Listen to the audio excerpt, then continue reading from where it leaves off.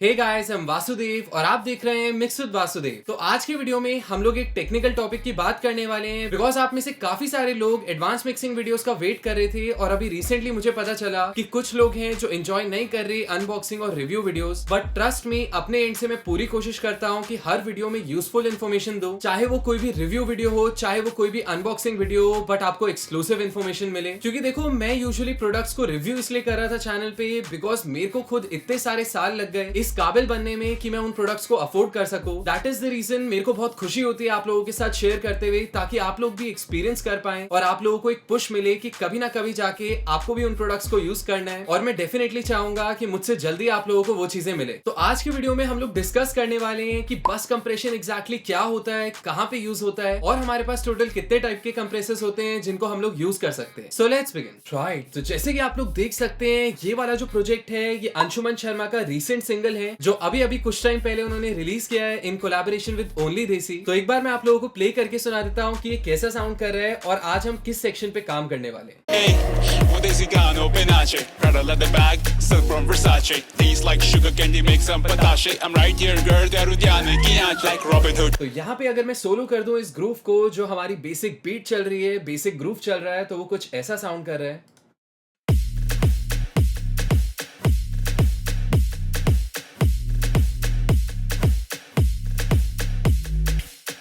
काफी सही। तो इनकेस अगर आप लोगों ने ये गाना नहीं सुना, इसका लिंक मैं डिस्क्रिप्शन में दे दूंगा, जरूर इसको चेकआउट कीजिएगा। और इनकेस अगर आप लोग एंजॉय करते हैं तो आपको तो पता ही है कि आपको क्या कमेंट करना है। सो यहाँ पे मैं मिक्सर ट्रैक को ओपन कर देता हूँ ताकि आप लोग इन ट्रैक्स को देख सको कि एग्जैक्टली मैंने क्या प्रोसेसिंग की हुई है बीट में। तो जैसे कि आप लोग देख सकते हो, किक पे मैंने कहीं ना कहीं EQ कंप्रेशन के साथ सैचुरेशन भी यूज किया है, थोड़ा सा लिमिटिंग किया है। स्नेयर पे मैंने बेसिक EQing की है, लिमिटिंग की है। और अगर मैं बीच में जो परकशंस हैं, 808s हैं, उनकी बात करूँ तो उनकी प्रोसेसिंग तो आप देख ही सकते हैं। यहाँ पे मोस्टली मैंने ओवरड्राइव, डिस्टॉर्शन, सैचुरेशन तो हर दूसरी साउंड में डाला है। तो ये तो हो गया आपका बेसिक मिक्स, बेसिकली चीजों को ब्लेंड करना। आज हम लोग बस कंप्रेशन की बात करने वाले हैं and before getting into the practical, सबसे पहले हम लोग समझ लेते हैं कि बस कंप्रेशन होता क्या है और क्यों यूज करना पड़ता है। तो अगर मैं बस कंप्रेशन की बात करूं तो इसको ग्लू कंप्रेशन के नाम से भी जाना जाता है। इसका मेन रूल ये होता है कि हम इंडिविजुअली तो कंप्रेस करते हैं ये चीजों को, इंडिविजुअली तो उनकी डायनेमिक रेंज को ठीक करते हैं, लेकिन जब हम मल्टीपल चीजों को एक साथ बजाते हैं, एक साथ प्ले करते हैं, तो कहीं ना कहीं वो आपस में ग्लो नहीं करती। बिकॉज देखो, बैलेंस होना एक बात है, लेकिन टेक्सचर वाइज एक दूसरे को कॉम्प्लीमेंट करना दूसरी बात है। काफी हद तक जो आप टोन शेपिंग करते हैं वो EQ की मदद से करते हैं, लेकिन बड़े बड़े जो भी इंडस्ट्री में एक्सपर्ट्स हैं, जो भी बड़े बड़े इंजीनियर्स हैं, जो भी मिक्स मास्टर इंजीनियर्स हैं, वो कहीं ना कहीं जो हार्डवेयर होते हैं या हार्डवेयर एमुलेशन प्लगइन्स होते हैं हमारे पास, उनका यूज वो लोग टेक्सचर ऐड करने के लिए करते हैं। तो एक बस कंप्रेसर को आप लोग इस तरह से देख सकते हो। यूजुअली बस कंप्रेशन का मतलब होता है स्टीरियो आउट पे कंप्रेसर डालना, जो कि जो भी सारे एलिमेंट्स हैं आपके मिक्स में उनको आपस में ग्लो करे। लेकिन आजकल बहुत ज्यादा बस कंप्रेशन यूज होने लग गया है ग्रुप्स पे। यानी कि फॉर एग्जांपल जो ये मेरी बीट है, इनका मैंने एक ग्रुप बनाया हुआ है, जैसे कि आप लोग यहाँ पे देख सकते हैं, एंड मैंने इसको नाम दिया है ग्रूव।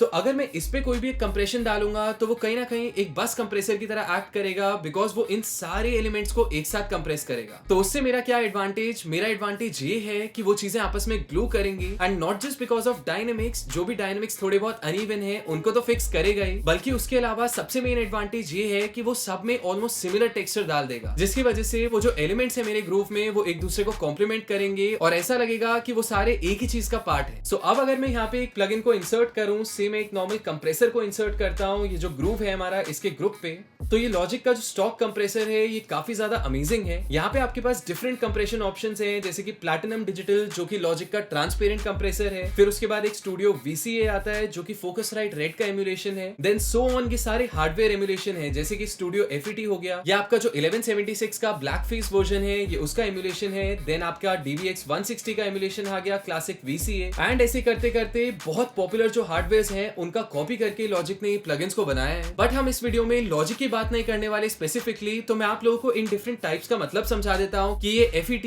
VCA, ऑप्टो, वेरीम्यू कंप्रेसर्स क्या होते हैं, और इसी के साथ साथ मैं आप लोगों को थर्ड पार्टी एग्जांपल्स भी दूंगा ताकि आप लोग अपने सॉफ्टवेयर में भी इनको अप्लाई कर पाए। तो सबसे पहले अगर हम VCA कंप्रेसर्स की बात करें तो VCA stands for voltage controlled amplifiers. तो ये जो VCA है ये कहीं ना कहीं उसकी सर्किटरी का नाम है, जो भी उसका सर्किट बोर्ड होगा उसका प्रिंसिपल होगा, लेकिन इसका सबसे मेन कैरेक्टर ये है कि ये कंप्रेसर्स काफी ज्यादा फास्ट होते हैं और ये फेमस है अपनी एग्रेसिव साउंड के लिए। कहीं ना कहीं आप लोग ये कह सकते हो कि आप अपने ट्रांजिएंट्स को बेटर कंट्रोल कर सकते हो इनकी मदद से। तो अगर मैं एक बहुत ही पॉपुलर VCA प्लगइन की बात करूं, VCA कंप्रेसर की बात करूं, तो आपका जो SSL का G कंप्रेसर आता है वो बहुत ही अमेजिंग VCA प्लगइन है and you should definitely try it out. इसके बाद अगर मैं FET कंप्रेसर्स की बात करूं तो FET stands for field effect transistors. तो ये अगेन इसका प्रिंसिपल है, लेकिन हमें प्रिंसिपल से क्या करना है, हम लोग उसके कैरेक्टर की बात करते हैं। तो जो FET कंप्रेसर्स होते हैं ये फेमस होते हैं अपने पंच के लिए। तो कहीं ना कहीं अगर मैं FET कंप्रेसर का यूज कर रहा हूं तो definitely I am doing it to add more punch. तो आई एम प्रीटी श्योर आप लोगों ने गेस कर लिया होगा कि ये जो ग्रूव है इसके ऊपर हम लोग कौन सा कंप्रेसर डालने वाले हैं। तो अगर मैं एक पॉपुलर FET कंप्रेसर की बात करूं तो सॉफ्ट ट्यूब का एक FET कंप्रेसर आता है जो कि बहुत ही ज्यादा फेमस है इंडस्ट्री में। इसके बाद अगर हम लोग एक डिफरेंट टाइप के कंप्रेसर की बात करें तो उसको हम लोग बोलते हैं वेरीम्यू कंप्रेसर, जहां पे वेरी का मतलब होता है वेरिएबल, यानी कि वो जो फ्लक्चुएट करती है, चीज चेंज करती है, और म्यू जो है वो इंजीनियरिंग टर्म है जो कि गेन के लिए यूज होती है। तो कहीं ना कहीं आप लोग कह सकते हो वेरीम्यू कंप्रेसर का मतलब है जो कि गेन को वेरी करते रहते हैं। इनका सबसे मेन एडवांटेज ये होता है कि काफी ज्यादा स्मूथ साउंडिंग होते हैं और इनसे बहुत ही कम डिस्टॉर्शन कॉज होता है। बाकी सारे कंप्रेसर से कहीं ना कहीं आप लोग पंच ऐड करने के चक्कर में थोड़ा सा डिस्टॉर्शन भी ऐड कर देते हो, वेराज ये वाले रिलेटिवली स्मूथ होते हैं, रिलेटिवली सॉफ्ट होते हैं। इन एडिशन टू दिस जो वेरीम्यू कंप्रेसर्स हैं वो अपनी वार्मथ, अपनी टेक्सचर के लिए फेमस हैं। तो इसको मोस्टली इंजीनियर्स तब यूज करते हैं जब उनको एक टेक्सचर ऐड करना होता है अपनी साउंड में। अगर हम लोग वेरीम्यू की बात करें, इसके एक पॉपुलर एग्जांपल की बात करें तो फेयरचाइल्ड का 670 बहुत फेमस कंप्रेसर है जो कि इस कैटेगरी में फॉल करता है and you can definitely test it out. इसके बाद अगर हम लोग ऑप्टो कंप्रेसर्स की बात करें तो ऑप्टो स्टैंड्स फॉर ऑप्टिकल, और इसकी खास बात ये है कि ये कहीं ना कहीं ट्रांसपेरेंट साउंडिंग होता है और काफी ज्यादा ऑर्गेनिक साउंड करता है। तो अगर कोई भी ऐसी चीज है जहां पे आपको उसका टेक्सचर प्रिजर्व करना है और बहुत ही सटल रिडक्शन करना है डायनेमिक्स में, तो आप एक ऑप्टो कंप्रेसर का यूज कर सकते हैं। इसका एक बहुत ही अमेजिंग, बहुत ही पॉपुलर एग्जांपल आर कंप्रेसर है जो कि आपको आपके वेव्स बंडल में मिल जाएगा। तो आई गेस हम लोगों ने काफी कंप्रेसर्स के बारे में पढ़ लिया। अब प्रैक्टिकली देखते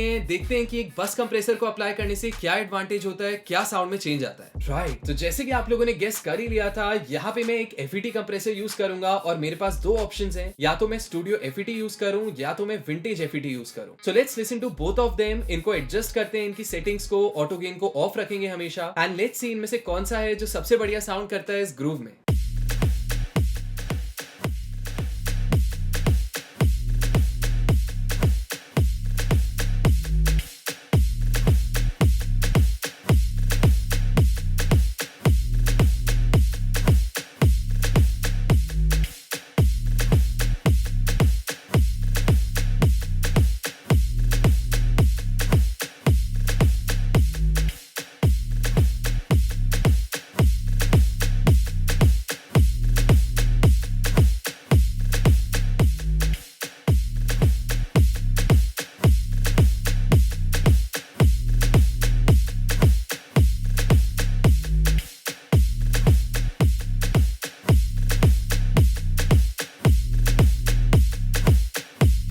तो जैसे कि आप लोग सुन सकते हैं मैंने एक बेसिक कंप्रेशन अप्लाई कर दी है पूरे ग्रूव पे। So now let's just compare it. एक बार कंपेयर करके सुन के देखते हैं कि बस कंप्रेसर को ऐड करके क्या फायदा हुआ, क्या टेक्सचर में चेंज आया हमारे ग्रूव के।